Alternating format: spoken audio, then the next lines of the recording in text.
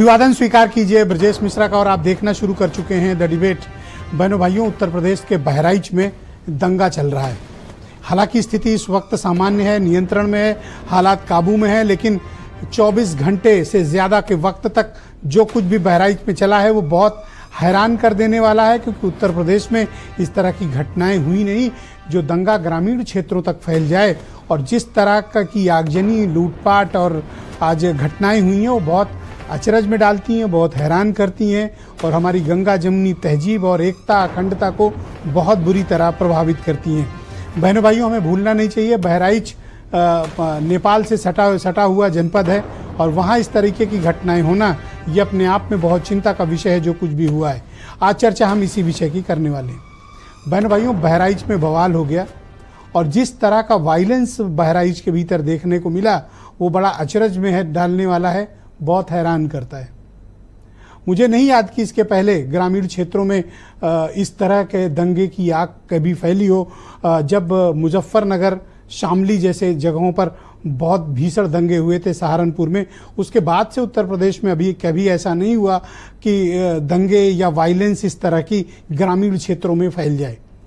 लेकिन जिस तरह के दृश्य आज बहराइच के भीतर देखने को मिले वो बहुत ही स्तब्ध करने वाले हैं।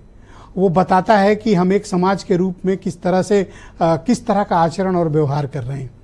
मैं किसी को नैतिकता का पाठ नहीं पढ़ाना चाहता, लेकिन मैं ये ज़रूर चाहता हूँ कि उन लोगों की जिम्मेदारी ज़रूर तय होनी चाहिए जो इस तरह की वारदात, ऐसी घटनाओं में जिनकी शिथिलता के चलते बहराइच को दंगे का सामना करना पड़ा। एक व्यक्ति की मृत्यु हुई है, उसकी हत्या हुई बड़े निर्मम तरीके से, और जितना जघन्य हत्याकांड वो अपने आप में स्तब्ध करने वाला है, और कुछ लोग घायल हुए। लेकिन बहनों भाइयों, संपत्ति का नुकसान जितना हुआ वो तो हुआ, विश्वास और एकता का और समाज की जो समरसता है उसका बहुत बड़ा नुकसान हुआ है। शहरों में तो हम दंगे के जख्म भूल जाते हैं, कमज़ोर पड़ जाते हैं, ठीक हो जाते हैं, लेकिन बहनों भाइयों, गांव में एक वर्टिकल डिवीजन जब दंगों से हो जाता है वो कभी उसके घाव पूरे नहीं होते, आजन्म लोग उसको याद रखते हैं। तो जो कुछ भी बहराइच में हुआ है वहाँ की सामाजिक समरसता, एकता बहुत बुरी तरह से प्रभावित हुई है।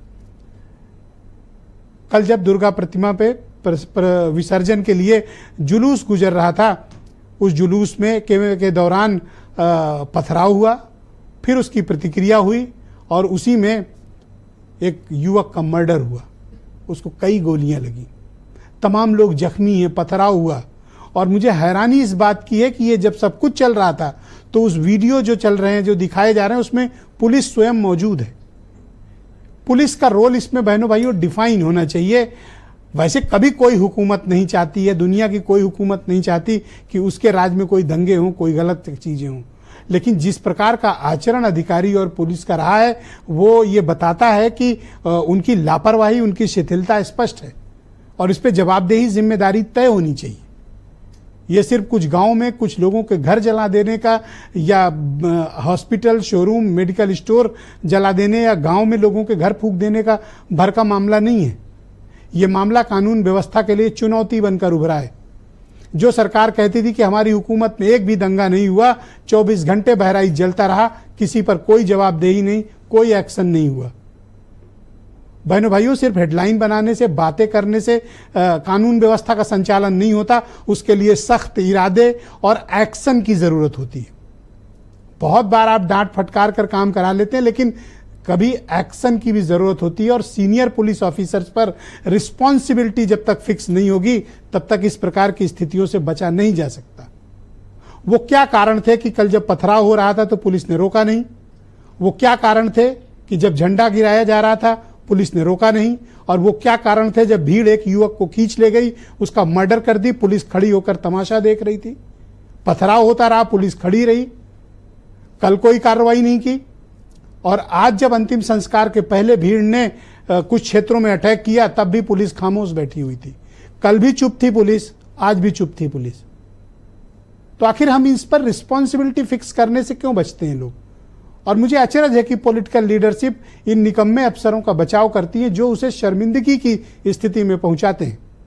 उन पर जिम्मेदारी तय होनी चाहिए, चाहे वो एसपी हो, चाहे वो डीआईजी हो, एडीजी हो, लखनऊ में बैठे आला अधिकारी हो। उन्हें संडे का दिन होश ही नहीं था कि इतनी बड़ी घटना बहराइच के भीतर चल रही है। सब बाबा सिद्दीकी की खबर में व्यस्त थे और इतनी बड़ी वारदात हो गई। बहनों भाइयों, ये राजनीति का बिल्कुल वक्त नहीं है। ये हमारे प्रदेश की एकता का विषय है, हमारे देश की सुरक्षा का विषय है, हमारे प्रदेश की सुरक्षा का विषय है। अमन चैन कायम रहना चाहिए और दोनों पक्षों से, सभी पक्षों से मैं तो ये अनुरोध करूंगा कि शांति बनाए रखें, अमन और भाईचारे की राह पर चलें। झगड़ा लड़ाई करके, एक दूसरे का खून बहाकर, एक दूसरे की संपत्तियां जलाकर किसी को कुछ न हासिल हुआ था, न हासिल होगा और न हासिल हुआ है। दंगे जब खत्म होते हैं बहनों भाइयों, तो उसकी जो आग होती है वो लोगों को झुलसाती है, जिंदगी भर के लिए जख्म दे जाती है। आप सोचिए कि जिनके घर का बेटा गया है उनकी क्या हालत हुई होगी। क्या वो जिंदगी भर इस जख्म को भूल पाएंगे?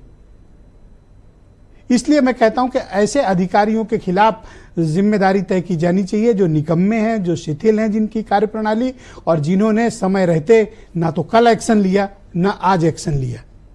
अब आज की रात भी बाकी है। हालांकि राज्य सरकार ने सीनियर अफसरों को भेजा है, लेकिन जिस प्रकार का आचरण वहां पर हुआ है ये पुलिस से अपेक्षा नहीं की जाती है। आप कुछ स्टेटमेंट सुन लें, फिर आज की डिबेट हम आगे बढ़ाएंगे। जो घटना हुई है वो दुखद है। कम से कम प्रशासन को इस बात का ध्यान रखना चाहिए था कि जो प्रोसेशन निकल रहा है उसका रूट क्या है, रूट पे पूरी सुरक्षा है कि नहीं है, पर्याप्त पुलिस है कि नहीं है। तो ये पूरी जिम्मेदारी शासन की थी, सरकार की थी। शासन की चूक की वजह से इतनी बड़ी घटना हुई। जिन्होंने माहौल खराब करने की कोशिश की है, सरकार उसकी जांच करा रही है और किसी भी दोषी को बख्शा नहीं जाएगा। हमारी पूरा पुलिस प्रशासन सजगता के साथ स्थिति पर नियंत्रण करने का प्रयास कर रहे हैं और मुझे विश्वास है कि हम सब लोग मिलकर पूर्व की भांति शांति स्थापित करने में अपना सहयोग करेंगे। बहराइच के अंदर दंगा करा रहे हैं तो ये पूरी तरीके से भाजपा के लोग उसमें शामिल है और भाजपा के जंगल राज कायम है। ये कानून से किसी को भी खिलवाड़ करने की इजाजत नहीं है। जो भी दोषी होगा जांच चल रही है, कड़ी कार्रवाई होगी, स्थिति सामान्य है और दोषियों की पहचान की जा रही है। जो भी मतलब अगर अनुशासन का पालन करवाने में यदि पुलिस के अधिकारी कर्मचारियों की भी लापरवाही पाई गई तो उन पर भी कड़ी कार्रवाई। तो बहनों भाइयों, आज की इस परिचर्चा को आगे बढ़ाएंगे। आलोक अवस्थी उत्तर प्रदेश में भारतीय जनता पार्टी के प्रवक्ता हैं। फॉर्मर डीजीपी सुलखान सिंह साहब भी हमारे साथ कार्यक्रम में हैं। दीपक रंजन समाजवादी पार्टी से हैं। प्रियंका गुप्ता उत्तर प्रदेश में कांग्रेस कमेटी की प्रवक्ता हैं और जाने माने Islamic scholar S A Musharraf मुझे डिबेट में ज्वाइन कर रहे हैं और नावेद शिको बहुत वरिष्ठ पत्रकार हैं और वीरेंद्र सिंह जी हमारे स्टेट हेड। आप सभी का स्वागत और धन्यवाद। आलोक अवस्थी जी, कार्यक्रम की